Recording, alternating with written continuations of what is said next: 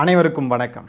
காணொளிக்குள்ளே போகிறதுக்கு முன்னாடி ஒரு முக்கியமான விஷயத்தை நான் உங்ககிட்ட எல்லாருக்கிட்டையும் சொல்லிக்கிறேன். என்னன்னு பார்த்தீங்கன்னா, இனிமேல் எங்கேயாவது அரசு அலுவலகங்கள்லையோ இல்லை எங்கேயாவது ஏதாவது லஞ்சம் வாங்குறாங்க, இல்லைனா ஏதாவது ஒரு தவறு நடக்குது அப்படின்ற பட்சத்தில் அதை நீங்கள் உங்களால் ஒரு காணொலியாக ரெக்கார்ட் பண்ண முடியும் அப்படின்னா அந்த காணொலி ஆதாரத்தை எனக்கு நீங்கள் சென்ட் பண்ணணும் அப்படின்னு சொல்லி நான் கேட்டுக்கிறேன். நம்ம சமூக வலைத்தளங்களில் நம்ம பதிவிட்டு அதை நம்ம பரப்ப வேண்டும். ஆளுங்கட்சியாக இருக்கக்கூடிய தாவேகா நடிகர் விஜய் அவர்களை கேள்வி கேட்க வேண்டும். காணொலியவோ இல்லை ஏதாவது ஆதாரங்கள் இருக்குது அப்படின்னு சொன்னால் அதை எந்த வழியில் நீங்கள் அனுப்பலாம் அப்படின்னு பார்த்தீங்கன்னா, என்னுடைய மின்னஞ்சல் முகவரியை நான் இங்கே கொடுக்குறேன். அது மட்டும் இல்லாமல் என்னுடைய டிஸ்கிரிப்ஷன் இருக்குது பாருங்கள், அந்த டிஸ்கிரிப்ஷன் பாக்ஸ்லையும் நான் கொடுக்குறேன். அப்படி இல்லைனா இன்ஸ்டாகிராம் பக்கம் அதோட லிங்க்கையும் நான் டிஸ்கிரிப்ஷனில் கொடுக்குறேன். என்னோட இன்ஸ்டாகிராம் பக்கத்தில் மெசேஜ் பண்ணி எனக்கு ஏதாவது காணொலி ஆதாரங்கள் ஏதாவது இருந்துச்சுன்னா தெரிவிங்க. நம்மளால் முடிஞ்ச கேள்வியை நாம் இந்த அரசாங்கத்தை நோக்கி கேட்போம். ஏன்னா விஜய் சொல்லியிருக்காரு, இங்கே இவர் ஒரு மாற்று சக்தி, தூய சக்தி, விசில் புரட்சி நடந்திருக்கு, லஞ்சம் ஊழல் நோ, கரப்ஷன் நோ, பெண்கள் பாதுகாப்பு எஸ், கொலை கொள்ளை எதுவுமே நோ, போதைப்பொருள் நோ அப்படின்ட்டு நிறைய லிஸ்ட்டு போட்டு சொல்லியிருக்காரு. ஆகவே அதையெல்லாம் நம்ம கேள்வி கேட்காம விடக்கூடாது. அதனால் நீங்கள் ஏதாவது ஆதாரங்கள் இருந்தால் எனக்கு அனுப்புங்க. சரி, இப்போ நம்ம காணொலிக்குள்ளே போகலாம். முதலாவதாக நேத்திக்கு நடிகர் விஜய் முதலமைச்சராக பொறுப்பேற்று இருக்கிறார். அந்த நிகழ்ச்சியில் முதலாவதாக வந்தே மாதரம் பாடப்பட்டது, ரெண்டாவதாக தேசிய கீதமும், மூணாவது தான் தமிழ்தாய் வாழ்த்து, மூணாவது இல்லை கடைசியாக தான் தமிழ்தாய் வாழ்த்தை பாடியிருக்காங்க. அது பயங்கரமாக சர்ச்சைக்குள்ளாச்சு. சர்ச்சைக்குள்ளானதும் பார்த்தீங்கன்னா அங்கே தாவே கலந்து பதில் வந்து தானே ஆகணும். ஆதவ அர்ஜுனா ரிப்ளை பண்ணியிருக்காரு, ஒரு பதில் சொல்லியிருக்காரு. தாய் தமிழ்நாட்டில் தமிழ்தாய் வாழ்த்து மூணாவதாக பாடுறதுல தாவேகா தலைமையிலான தமிழ்நாடு அரசுக்கு உடன்பாடு இல்லை, எங்களுக்கு உடன்பாடு இல்லை அப்படின்னு சொல்லிட்டாங்க. Okay fine good. அடுத்தது, இது குறித்து நாங்கள் ஆளுநர்கிட்ட சொன்னப்போ ஒன்றிய அரசுடைய அறிக்கையின்படி செயல்படும் பொறுப்பு உள்ளதாக தெரிவிக்கப்பட்டது. இனி வரும் காலங்களில் தொடக்கத்தில் தமிழ்தாய் வாழ்த்தும் நிகழ்ச்சியின் இறுதியில் தேசிய கீதமும் இசைக்கப்படும் அப்படின்னு சொல்லி ஆதவ அர்ஜுனா சொல்லியிருக்காரு. நேற்றைக்கு விழுந்த அடியில் பதில் வந்திருக்கு. இனிமேல் தினமும் பதில் வந்து தான் ஆகணும். ஏன்னா நீங்கள் அந்த இடத்துல இருக்கீங்க. இவ்வளோ நாளும் கேள்வி கேட்டப்போ பதில் வரல இவங்க கிட்ட, இனிமேல் பதில் வந்து தான் ஆகும், வர வைப்போம். ஆகவே இப்போ இந்த பதிலை ஆதவ அர்ஜுனா சொல்லியிருக்காரு. ஒன்றிய அரசுடைய அறிக்கையின்படி செயல்பட்டே ஆக வேண்டும்னு சொல்லி ஆளுநர் தெரிவித்தாராம். அதனால தான் இவங்க செயல்பட்டாங்களாம். ஏன் ஒன்றிய அரசுடைய அறிக்கையை மீறி செயல்பட முடியாதா? இது என்ன சட்டமா? அப்படி ஒன்றும் சட்டமெல்லாம் எதுவும் இல்லையே. ஒன்றிய அரசு கொண்டு வந்திருக்கிறது சட்டமெல்லாம் கிடையாது. அது ஒரு புரோட்டோகால், அது ஒரு சர்க்குலர், அவ்வளோதான். அது ஒன்றும் சட்டம் கிடையாது. சட்டத்தை தான் நம்ம ஃபாலோ பண்ணணும். அந்த சர்க்குலருமே உச்சநீதிமன்றத்தில் சேலஞ்ச் பண்ணப்படுது. உச்சநீதிமன்றமே என்ன சொல்லியிருக்குன்னா, இந்த சர்க்குலர் ஒன்றும் மேண்டேட்ரி கிடையாது, அது ஒன்றும் சட்டம் கிடையாது, அதை ஃபாலோ பண்ணணுன்ட்டுலாம் அவசியம் கிடையாதுன்னு சொல்லி உச்சநீதிமன்றமே தீர்ப்பளிச்சிருச்சு. இந்த பாட்டை பாடலைன்னு சொன்னால் ஒரு அரசாங்கம் சட்டத்தை அவமதிக்கிற மாதிரி, ஒரு அரசாங்கம் தவறாக செயல்படுது அப்படின்ற மாதிரிலாம் ஒன்றும் கிடையாது. இது ஒன்றிய அரசுடைய ஒரு சர்க்குலர், அவ்வளோதான். இதை ஃபாலோ பண்ணலைன்னா ஒன்றும் ஆக போகிறதில்ல. அப்போ அதை எதிர்த்து ஃபாலோ பண்ணியிருக்கலாம்ல. ஆதவ அர்ஜுனாவே தான் சொல்கிறாரு அது வெறும் அறிக்கை அப்படின்ட்டு. வெறும் அறிக்கை தானே, அறிக்கை எதுக்கு ஃபாலோ பண்ணணும்? நமக்கு தமிழ்தாய் வாழ்த்து தான் முதல்ல இருக்கணும் அப்படின்றது தான் இங்கே இருக்கிற மரபு. அதை நீங்கள் மீறுறதுக்கு நீங்கள் எப்படி விட்டீங்க? அதை எப்படி விடலாம்? எப்படிப்பட்ட மண் இது? ஸ்டாலின் அவர்கள் ஆண்டப்போ இந்த மண் எப்படி இருந்துச்சு? திருப்பரங்குன்றம் விவகாரத்தில் கோர்ட் ஆர்டர் இருந்தப்போ கூட we are not allowing, we will face the consequences சொன்ன ஊரு சார் இது. நீங்கள் என்ன ஒரு தமிழ்தாய் வாழ்த்தை நீங்கள் முதல்ல பாடுறதுக்கு ஒரு அறிக்கையை வச்சு நீங்கள் பயந்துக்கிட்டு இருக்கீங்க? தாவேகா தமிழ்நாட்டையும் தமிழ் மொழியையும் மதிக்கும் லட்சணம் இதுதானா? ஏன் மீறி செயல்பட்டால் என்ன பண்ணிடுவாங்க? என்ன பண்ணணுமோ பண்ணட்டும், அதை ஃபேஸ் பண்ணுங்க. உங்களை எதுக்கு ஓட்டு போட்டு உட்கார வச்சுருக்கோம்? நம் மொழி, மானம், பொருளாதாரம், வாழ்க்கை, உரிமை எல்லாத்தையுமே நீங்கள் பாதுகாக்கிறதுக்கு தானே உங்களை ஓட்டு போட்டு மக்கள் தேர்ந்தெடுத்து உட்கார வச்சுருக்காங்க. எங்களோட ஓட்டும் இருக்குது. சொல்லப்போனால் விஜய் மெஜாரிட்டியை நிரூபிச்செல்லாம் வரல. நாங்கள்லாம் வாக்களித்த கூட்டணி கட்சிகளுடைய ஆதரவோடையும் தான் விஜய் முதலமைச்சராக ஆயிருக்காரு. ஆகவே நாங்கள் எல்லாருமே கேள்வி கேட்போம். வாக்களித்த மக்களோ வாக்களிக்காத மக்களோ எல்லாருக்கும் கேள்வி கேட்கும் உரிமை இருக்கிறது. நாங்கள் கேட்போம். எல்லாரும் உங்களை அந்த இடத்துல உட்கார வச்சிருக்கிறது நம்பிக்கையின் அடிப்படையில் தான். அந்த இடத்துல உங்களுக்கு அதில் உடன்பாடு இல்லைன்னா நீங்கள் எதுக்கு அதை நீங்கள் கண்டிக்கல? அது எதுக்கு நீங்கள் அந்த இடத்துல அது எல்லாத்தையும் மாற்ற ட்ரை பண்ணல? ஆளுநர் சொன்னாராம், உடனே இவங்கெல்லாம் கேட்டுட்டாங்களாம். என்ன இது? உதயநிதி ஸ்டாலின் அவர்கள்லாம் எப்படி எதிர்ப்பாங்க தெரியுமா ஆளுநர் சொல்கிறதெல்லாம்? ஆளுநர் அவர்களே, நீங்கள் ஒன்றும் மக்களால் தேர்ந்தெடுக்கப்பட்டவங்க கிடையாது. நீங்கள் ஒரு போஸ்ட்மேன், அவ்வளோதான். ஒன்றிய அரசுக்கும் தமிழ்நாட்டு அரசுக்கும் இருக்கக்கூடிய ஒரு போஸ்ட்மேன், நடுவில் இருக்கிற போஸ்ட்மேன் சொல்லிலாம் பேசுவாங்க. அந்த மாதிரி ஒரு போக்கில் தமிழ்நாடு அரசியல் சென்றதை இனிமேல் நம்மளால் பார்க்க முடியாது. ஒன்றிய அரசு என்ன பண்ணணும்னு நினச்சாலும் பண்ணும், இவங்க அதை அலோவ் பண்ணிக்கிட்டு அதுக்கு சாக்கு போக்கு சொல்லுவாங்க. மும்மொழி கொள்கையும் திணிக்க நினச்சா இதே மாதிரியே ஹிந்தி தானேங்க படிங்க ஒன்றும் தப்பில்லை அப்படின்னு சொல்லிடுவாங்க போல். ஒரு அமைச்சர் ஒருத்தவங்க சொல்லியிருக்காங்க, கீர்த்தனான்ற ஒரு அமைச்சர், ஒரு பெண்மணி, அவங்க என்ன சொல்லியிருக்காங்கன்னா, ஹிந்தியில் நாங்கள் பேசினா தான் தளபதியை உலகம் பூரா கொண்டு போய் சேர்க்க முடியும் அப்படின்ட்டு சொல்லிட்டாங்க. ஹிந்தி படிக்கிறதெல்லாம் ஒன்றும் தவறு இல்லை அப்படின்னு சொல்லிட்டாங்க. ஹிந்தியில் எல்லாரும் படிக்கலாம், ஒன்றும் தப்பில்லை அப்படின்ட்டுலாம் பேச ஆரம்பிச்சிட்டாங்க. தப்பில்லை, ஆனால் எங்களுக்கு தேவைப்பட்டால் தான் நாங்கள் படிப்போம், தேவையில்லைன்னா படிக்க மாட்டோம். அதெல்லாம் விரைவில் இவங்க புரிஞ்சுப்பாங்க. இவங்களுக்கெல்லாம் அமைச்சர் பொறுப்பு என்னத்தை சொல்கிறதுன்னு தெரில. அடுத்து இந்த முஸ்தஃபான்ற எம்எல்ஏ ஜெயிச்ச நாளே பார்த்தீங்கன்னா ஆங்கில ஊடகங்களுக்கு ஹிந்தியில் பேட்டி அளிக்க ஆரம்பிச்சிட்டாரு. அதனால இங்கே என்னெல்லாம் நடக்க போதோ. நாங்கள் தமிழுக்கு தான் முக்கியத்துவம் கொடுக்குறோம், ஆனால் ஹிந்தியும் கற்றுக்கோங்களேன், எல்லாரும் கற்றுக்கோங்க, என்ன இப்போது மூணாவது ஒரு மொழி தெரிஞ்சுக்கிறதுல என்ன இப்போது அப்படின்னு கேட்பாங்க. ஆகவே ஆதவ் அர்ஜுனா என்ன சொல்கிறார் அப்படின்னா, ஒன்றிய பாஜக அரசை மீறி செயல்பட எங்களுக்கு துணிச்சல் இல்லை, நாங்கள் கோழைகள் அப்படின்றத நாளே ஒத்துக்கிறாங்க. சூப்பர். இன்னும் என்னெல்லாம் பண்ணுறாங்க அப்படின்றத நம்ம பொறுத்து இருந்து பார்ப்போம். அடுத்ததான் நடிகர் விஜய் அவர்கள் அந்த ஓத் டேக்கிங் செரிமனியில் பார்த்தீங்கன்னா ஒன்று சொன்னார். என்ன சொன்னார்?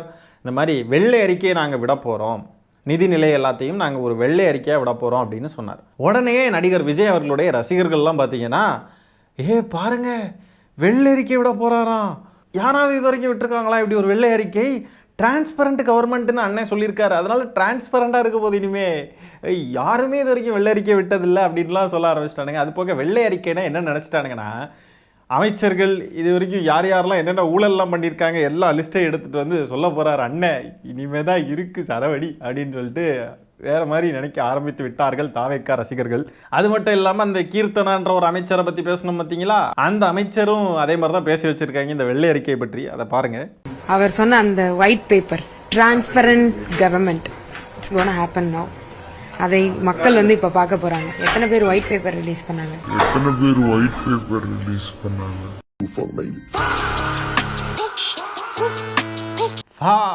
பிடிஆர் அவர்கள் 2021 வெள்ளை அறிக்கையெல்லாம் இதே மாதிரி விட்டுட்டாங்க. ஆட்சிக்கு வர்றப்போ வெள்ளை அறிக்கை விடுறதெல்லாம் ஒரு சாதாரண விஷயம், இது ஒரு விஷயம்ன்ட்டு இவங்க வந்து டிரான்ஸ்பரண்டாக இருக்க போகுது. தளபதி தான் இது மாதிரி பண்ணியிருக்காங்க. இது வரைக்கும் யாராவது இந்த மாதிரி பண்ணியிருக்காங்களா? சொல்லுங்க நீங்கள் சொல்லுங்கள் அப்படின்னு கேட்குறாங்க. சுட சுட அம்பலம் ஆகிட்டே இருக்காங்களே, முன்னாடி விட இப்போ பயங்கரமாக உடனே அம்பலம் படுறாங்கன்றது தான் ரொம்ப வந்து ஹாப்பியாக இருக்குது. இனிமேல் இந்த ரூட்டு மாஃபியா இருக்குது பாருங்கள், அந்த இதோட ட்ரோல் பேஜஸ் மாதிரியோ இன்ஃப்ளூயன்சர்ஸ் மாதிரியெல்லாம் பேசிக்கிட்டு இருக்க முடியாது. நீங்கள் அமைச்சர் விஜய் அவர்கள் முதல் அமைச்சர் என்ற ஒரு பொறுப்பை அவர் அடைந்திருக்கிறார். ஆகவே சும்மா பொய் சொல்லிக்கிட்டு ஒரு ட்ரோல் பேஜ் ஏதாவது பேசிக்கிட்டு ஒரு யூடியூப் சேனல் ஏதோ பேசிக்கிட்டு போகிற மாதிரிலாம் நீங்கள் பேசிக்கிட்டு இருக்க முடியாது. மக்களுக்கு நீங்கள் பதில் சொல்லி தான் ஆக வேண்டும். மக்கள் உங்களை வாக்களித்திருக்கிறார்கள் என்பதை மனதில் வைத்துக்கொண்டு நீங்கள் செயல்பட வேண்டும் என்று கேட்டுக்கொள்கிறேன். சும்மா எங்கள் தளபதி யார் தெரியுமா, எங்கள் தளபதி மாஸ் பாருங்கள் எப்படி பண்ணியிருக்காரு பாருங்கள், அப்படி பண்ணியிருக்காரு பாருங்கள், கஜானாவே வலிச்சு நக்கி எடுத்துகிட்டு போயிட்டாங்க, அது வந்து எனக்கு கொஞ்சம் டைம் கொடுங்க, இந்த மாதிரிலாம் இந்த சீன்லாம் இனிமேல் இங்கே இருக்காது. தெளிவாக நீங்கள் பதில் சொல்லணும். மக்களுக்கு நீங்கள் எல்லாருமே அக்கௌண்டபிள் தான், நீங்கள் எல்லாருக்குமே பதில் சொல்லி தான் ஆக வேண்டும். சும்மா இந்த தட்டையை உடச்சி வர்றான் தளபதி, தப்புன்னு இருந்தால் உருமுச்சின்னோம் கொஞ்சம் அப்படின்ட்டுலாம் வந்து இனிமேல் பாட்டு பாடிக்கிட்டு மாசு மஜா மம்மே வட்ட மம்மே டொர்ருன்னுலாம் வச்சுக்கிட்டு போக முடியாது. ஒழுங்காக மக்களுக்கு நீங்கள் பதில் சொல்ல வேண்டும், மக்களுக்கு நீங்கள் கடமை ஆற்ற வேண்டும், அவ்வளோதான். அடுத்ததான் நம்ம இந்த ட்விட்டர் ஸ்பேஸ்ல எல்லாம் தாவேக்காரங்க விஜய் ரசிகர்கள் பேசிக்கிட்டு இருக்காங்க. என்ன தெரியுமா பேசிக்கிட்டு இருக்காங்க, மக்கள்லாம் திட்டங்கள் ஏன் கொண்டு வர லேட் ஆகுது அப்படின்னு சொல்லி கேள்வி கேட்டாங்க. அப்படின்னு சொன்னால் அதுக்கு நம்ம என்ன பதில் சொல்லணும் அப்படின்றதெல்லாம் பேசிக்கிட்டு இருக்காங்க. பாப்போமா பிராண்ட்ஸ், வாங்க பார்ப்போம். இப்ப பதிகிற பேச்சு, அதனால தயவு செய்து அண்ணனை பேச கொடுக்கும். இன்னொன்னு என்ன விஷயம்னு வச்சுக்கோங்க, இவங்க நினைக்கிறது வந்துட்டு எங்க உரிமை தொகை 2000 கொடுக்குற நீங்க அப்படி நாளைக்கு ஆரம்பிச்சலாம்னு நினைக்கிறாங்க. இவங்க உட்காந்தோன்னே அதான் ஆரம்பிப்பாங்க. இந்த மாசம் சிலிண்டர் வரலமாங்க, இப்பவே ரீல்ஸ் போறாங்க, எனக்கு தாய்மாமன் சீர் வரலன்னு ஒரு பையனை விட்டு ரீல்ஸ் எல்லாம் போட்டுட்டு இருக்காங்க. பட் இவர் வந்து உட்காந்தோன்னே என்ன சொல்லுவா போறாருன்னு வச்சுக்கோங்க, ஐயா நான் வந்தேன், உங்களுக்கு என்னென்னவோ செய்யணும்னு பல கனவுகளோட வந்தேன், உங்களுக்காண்டியே வாழணும்னு வந்தேன். 60 வருஷமா இவங்க அடிச்சு வச்ச கொள்ளைய சரி பண்ணவே இன்னும் 60 வருஷம் தேவைப்படும் போல. எல்லாத்தையும் அள்ளிட்டு போயிட்டாங்க, ஒண்ணுமே இல்ல.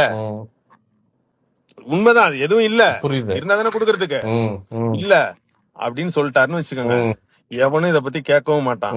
அதை தாண்டி நான் சும்மா விளையாட்டுக்கு கூட சொல்றேன், நீங்க எப்படி வேணாலும் எடுத்துக்கோங்க, உங்க எல்லாருக்கும் சிலிண்டர் கொடுக்கணும், 1 லட்சம் வீட்டுக்கு இந்த நான் சிலிண்டர் தரேன்னு சொன்னேன், கொடுக்கணும் சிலிண்டர் 1000 ரூபாய். ஆனா இந்த தளபதியோட வாக்கு மாறிடக்கூடாதுன்னு கவலையா இருக்கு. அதனால நண்பா நண்பீஸ், இதை என்ன பண்ணலாம், இதை நம்மளே சுயமா சுய உதவி குழு மாரி காசு போட்டு கொடுத்துடலாமா, முத 1000 ரூபாய் நான் ஜிபே பண்றேன் கவர்மெண்ட்டுக்கு, நீங்க பண்றீங்களா அப்படின்னா மொத்த பேரும் கட்டிட்டு இருப்பான் சார். 1 லட்சம் கோடி போட்டுருவாங்க. இதை தாண்டி இவங்க நாங்க ஆர்ப்பாட்டம் பண்றோம், கருப்பு கொடி காட்டிட்டு இருக்கோம், 500 பேர் காட்டுறாங்கன்னு வச்சுங்க மாவட்டம் தோறும். இவன் 1000 பேர் எழுத்த மாதிரி போய் நின்னுக்கிட்டு எங்களுக்கே நான் வேணான்றேன், நீ யாருக்குடா போராடுறேன்னு கேட்பான். அதனால இவங்க நினைக்கிறது நடக்க போறது இல்ல. 5 ஆண்டு இவர்தான் சொன்னதுக்கு அப்புறம் தான் ஞாபகத்துக்கு இந்த ஒவ்வொரு ஆபீஸ்லயும் வந்து நம்மால் போட்டோ மாட்டணும்ல, அதுவே மாசா இருக்கும்ல. ஆமா ஆமா இல்ல கன்ஃபார்ம். கடைசியா ஒருத்தையும் சொன்னாங்க, எல்லா ஆபீஸ்லயும் நம்ம ஆளு போட்டோ ஓட்டுவாங்க இல்லையா, மாசா இருக்கும்ல அப்படின்னா பாருங்க. இதுக்கு தாங்க ஓட்டு போட்டிருக்கானுங்க, வேற எதுவுமே கிடையாதுங்க. பார்த்தீங்களா எவ்வளோ நார்மலாக பேசிக்கிறானுங்க பாருங்க. எந்த நலத்திட்டமும் பண்ண தேவையில்லை. யாராவது கேள்வி கேட்டால் நம்ம அண்ணா ஃபேன்ஸ் எல்லாரையும் எதிரில் வச்சு எல்லாத்தையும் நார்மலாக்கிடலாம், அதெல்லாம் ஒன்றும் பிரச்சனை இல்லைன்னு பேசுகிறாங்க. மக்கள் இவர்களுக்கு தான் வாக்களித்திருக்கிறார்கள். ஜாலிக்கு ஓட்டு போட்டவங்களுக்குலாம் இப்போ ஜாலியாக இருக்கா? என்ஜாய் பண்ணுங்க, என்ஜாய் பண்ணுங்க. 5 வருஷம் நல்லா என்ஜாய் பண்ணுங்க, சூப்பராக இருக்கும். அடுத்ததான் நடிகர் விஜய் அவர்கள் ஆட்சிக்கு வந்து விட்டால் பெண்கள் பாதுகாப்பெல்லாம் உறுதிப்படுத்தப்படும் அப்படி இப்படின்ட்டுலாம் சொன்னாங்க. ஆனால் ஒரு பெண்மணி அந்த நேரு விளையாட்டரங்கத்தில் விஜய் அவர்கள் பதவியேற்றார் இல்லையா, அந்த இடத்துக்கு வெளியிலேயே பார்த்தீங்கன்னா அழுகுறாங்க, எனக்கு பாதுகாப்பு இல்லை அப்படின்ட்டு. இங்கே பாருங்க, இவங்கெல்லாம் இருக்காங்க தெரியுமா அந்த போலீஸ்காரங்க, கொஞ்சம் கூட ஒரு மரியாதையே இல்லாம பேசுறாங்க லேடிஸ, கொஞ்சம் கூட மரியாதை இல்லாத பேசுறாங்க இவங்க எல்லாம். ஏன் அப்படி கேக்குறீங்கன்னா என்ன பண்ணுவேன் அப்படின்னு கேக்குறாங்க இந்த போலீஸ்காரங்க எல்லாம். ஃபர்ஸ்ட் அவங்களுக்கு தான் மெயினா இது பண்ணணும், பெண்கள் பாதுகாப்பு கண்டிப்பா எதனா ஒரு நல்ல வழி பண்ணுவாரு. விஜய் அவர்கள் கிட்ட ஆட்சி போயிருச்சுன்னா பெண்கள் பாதுகாப்பு இல்லாத இருக்குன்னாங்க, பதவி ஏற்கிற இடத்துக்கு வெளியிலேயே ஒரு பெண்மணி எங்களுக்கு பாதுகாப்பு இல்லைன்னு அழுகுறாங்க. என்னங்க சொல்றது, பார்க்க பரிதாபமா இருக்குங்க. அடுத்ததா ஒரு ரொம்ப சாட்டிஸ்ஃபைங்கான ஒரு காணொலிங்க. நம்ம பப்பு ராகுல் காந்தி அவர்கள் இருக்காரு பாருங்க, தாவேக்கா கூட்டணியில் போய் சேர்ந்துட்டாங்க பாருங்க, அதனால இன்வைட் பண்ணியிருக்காங்க நடிகர் விஜய் அவர்களுடைய இது முதலமைச்சராக அவர் பொறுப்பேற்ற அந்த நிகழ்ச்சிக்கு. அவரை தாவேக்காரங்க யாருமே கண்டுக்கலைங்க. இங்கே பாருங்களேன் அந்த காணொலியை, பாவமாக இருக்குது. அருண்ராஜ் அவர்கள் வந்து கட்டி பிடிக்கிறாரு, ஆனால் ராகுல் காந்தியை மதிக்கலை. அங்கே செங்கோட்டையன் அவர்கள் அடுத்தது, பார்க்கவே பாவமாக இருக்குங்க. அடுத்தது பாருங்கள், இவர் யார், வெங்கட்ராமனா அவர், அடுத்தது ஆர்எஸ்எஸ்காரரு, யாருமே மதிக்கலைங்க. என்ன இதுதான் ராகுல் காந்தி அவர்களுக்கு தாவேக்கா கொடுத்திருக்கும் மரியாதை. யாருமே அவரை மதிக்கலை.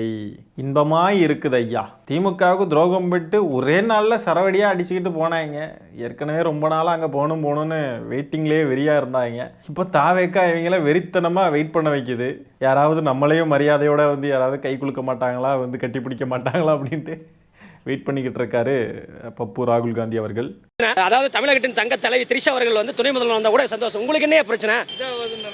அதெல்லாம் தப்புங்க, இருக்குங்க, அப்படித்தாங்க இருக்குங்க. ஓகேவா, உங்களால என்ன பண்ண முடிஞ்சது அவ்வளவுதான். தங்க தலைவி திரிஷா துணை முதலமைச்சர் ஆனாலும் எங்களுக்கு ஓகே தாங்க அப்படின்ட்டு ஆரம்பிச்சிட்டாங்க. அவ்வளோதான். தவிக்கா ரசிகர்கள் வரலாறு திரும்ப போகிறதா, வரலாறு திரும்புமா தெரியலையே. எப்படிதான் இதெல்லாம் நார்மலாக பார்க்குறாங்களோ சத்தியமாக புரியலைங்க. இன்னொரு பக்கம் பார்த்தா அங்கே விஜய் அவர்கள் பேசிக்கிட்டு இருக்கிறப்போ அம்மணி த்ரிஷா அவர்கள் பார்த்தீங்கன்னா ஒரே எமோஷ்னலாக இருக்காங்களாம். ஒன்றுமே புரியலைங்க. இதெல்லாம் எப்போங்க நார்மலாச்சு நம்ம தமிழ்நாட்டில்? பார்க்கவே சகிக்கலைங்க. எங்கேயாவது ஓடி போயிடலாமான் இருக்குங்க, மனசே வேதனையாக இருக்குங்க. அடுத்ததாக பாருங்கங்க, பேனர் கலாச்சாரம் தமிழ்நாட்டில் மீண்டும் வந்து விட்டதுங்க.